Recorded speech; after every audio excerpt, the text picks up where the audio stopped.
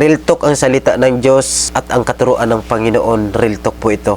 Mga kapatid, sa aking channel na to, sa page na ito, hindi po masasarap sa inyong pandinig ang inyong maririnig dito. Kasi ituturo ko kung ano ang nararapat na kalooban ng Diyos para sa ating mga tao. Una dito ko mga kapatid, ang tinuturuan ko ang aking sarili. Huwag niyong isipin na nagsasalita ko dito ng salita ng Diyos na lagi akong sermon ng sermon sa inyo. Sapagkat kapatid, ang una kong sinisermonan hindi kayo, kundi ako. Walang kabuluhan dito yung aking pagsisermon kundi ko unang sinisermonan yung sarili ko.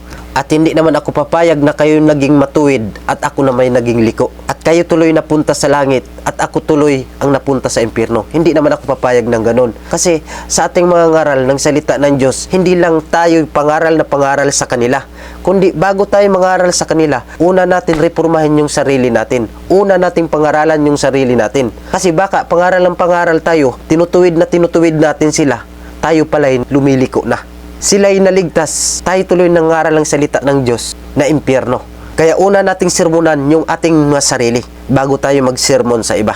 Kaya mga kapatid, kapag nagsisermon tayo, una po nating sisermonan yung sarili natin bago yung kapwa natin. At bago mo tingnan yung puwing ng iba, kunin mo muna yung truso na nasa iyong mga mata. Kaya mga kapatid, challenge po ito para sa aming mga nangaral ng salita ng Diyos. Kina-challenge namin ang sarili namin. Hindi lang na lagi kayo ang china-challenge namin. Ito'y kapag nangangaral kami, challenge ito sa buhay namin. Kasi una naming pinapabago sa Panginoon yung aming puso, yung aming buhay, bago kami makapagsalita nito sa inyo. Kaya mga kapatid, huwag kayong masaktan kung medyo mahigpit ako mangaral ng salita ng Diyos. Kung medyo masakit ang pinapangaral ko ng salita ng Diyos. Kasi ang salita ng Diyos, real talk ito para sa atin. Sa panahon na nasasagasaan yung ating ego, yung ating pride, kapag mag-react ito, nangahulugan lang na against tayo sa mga salita ng Diyos, sa katuruan ng ating Panginoon. Kapatid, kung isa kang followers ng Panginoon, kung isa kang tagasunod ng Panginoon, dapat sundin natin kung ano yung naayon sa kalooban ng Panginoon. Mahirap man ito, dapat nating i-twist yung ating sarili. Dapat natin disiplinahin yung ating sarili para masunod natin yung kalooban ng Panginoon. Huwag po tayo puro reklamo. Kasi si Lord hindi nagreklamo doon sa krus ng Kalbaryo para sa ating mga kasalanan. Huwag puro tayo pasarap ng buhay dito. Huwag nating gawing easy to get lang yung ating pananampalataya. Kasi ang Lord hindi nag-easy to get doon sa krus ng Kalbaryo. Tumagas yung kanyang dugo, pinako siya sa krus dahil sa kasalanan mo at kasalanan ko. Yung pananampalataya natin sa Panginoon ay panindigan natin. Kung pinaglalaban mo yung amo mo, example na lang, kung tapat ka sa yung amo, di ba pinaglalaban mo? Kahit nga mali yung amo mo, pinaglalaban mo eh. Gano'n pa kaya yung ating Panginoon na lumikha sa atin, nagtubos sa ating mga kasalanan na hindi nating ipaglalaban? Yung amo nga natin, kahit mali, pinaglalaban natin eh.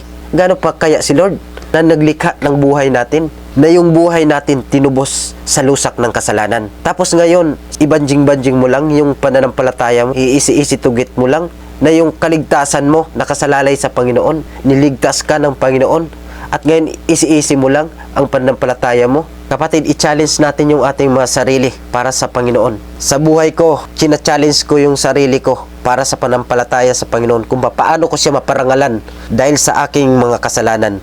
Dahil ako hindi karapat-dapat sa harapan ng Panginoon. Pero dahil sa habag ng Diyos, niligtas tayo sa lusak ng kasalanan at binago tayo at binigyan tayo ng kaligtasan at magkaroon ng buhay na walang hanggan at para hindi tayo mapunta dun sa dagat-dagatang apoy sa impyerno. I-challenge po natin yung ating mga sarili na sumunod sa Panginoon. Bagamat napakahirap sumunod, pero pilitin natin na sumunod sa ayon sa kalooban ng Panginoon. Kaya dito sa channel ko ito, masaktan ka man sa mga sinasabi ko, at least hindi yung sarili ko, hindi yung sarili kong salita ang pinapangaral sa inyo, kundi salita na nagmumula sa Diyos. Pinaglalaban ko ang Panginoon sa buhay ko, kaya pinagtatanggol ko si Lord sa buhay ko. Nasa sa inyo na lang, kung di kayo sumunod sa kalooban ng Panginoon, wala na akong pakialam dun. Kayo na ang bahala at ang Panginoon. Basta sa akin, sasabihin ko lang kung anong narapat, kung ano yung tama, sasabihin ko lang. Pero kung ayaw nyong makinig, wala na pa akong pakialam doon. Labas na po ako doon. Basta malaga para sa akin, channel ko to, gagawin ko kung anong nais na iparating ko dito para sa kabutihan ng Panginoon, para sa kalooban ng Panginoon. Ikaw, kung gusto mo mangaral ng hindi mahigpit, gumawa ka rin ng channel mo na maluwag lang ang pangaral mo. Sa akin kasi, unang dinisdisiplina ko at unang hinihigpitan ko yung sarili ko bago kayo. Pero wala akong pakialam sa inyo. Kung gusto nyong gawin yung gusto nyo sa layaw ng sanlibutan at gusto nyo maluwag yung panampalatayan nyo sa Panginoon, mangaral din kayo ng ganon. Basta para sa akin, ang ipapangaral ko kung anong naayon sa kalooban ng Panginoon. Napakasakit po pakinggan ng salita ng Diyos. Napakasakit pakinggan ng katotohanan. Kasi ang salita ng Diyos real talk para sa atin. Kaya kapatid, kung di natin matanggap-tanggap, bulay-bulayin natin yung ating mga sarili. Kung malapit pa ba tayo sa Lord o nalalayo na tayo sa Kanya. Maraming salamat kapatid. Hanggang dito na lang. God bless us all. Peace.